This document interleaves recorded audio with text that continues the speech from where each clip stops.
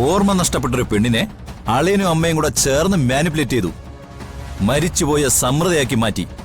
ഇത്രയും കാലം ഒളിപ്പിച്ച് താമസിപ്പിക്കുന്നതും ബോധത്തോടു കൂടിയുള്ള അവളുടെ അറിവോ സമ്മതമോ ഇല്ലാതെ അവളെ ഭാര്യയാക്കാൻ ശ്രമിക്കുന്നതും 10 വർഷം വരെ തടവ് ശിക്ഷ കിട്ടാവുന്ന ക്രിമിനൽ കുറ്റമാണെന്ന് പബ്ലിക് പ്രോസിക്യൂട്ടറായ അളിയനോട് ഞാൻ പറഞ്ഞു തരണോ?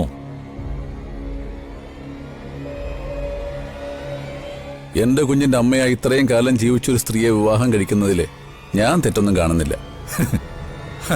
അളിയനെ, സമൃദ്ധയെക്കുറിച്ച് എന്തറിയാം? അവളുടെ യഥാർത്ഥ പേരെങ്കിലും അറിയാമോ? നാളെ ആ സ്ത്രീയുടെ ഭർത്താവിനെ ഇഷ്ടന്നാൽ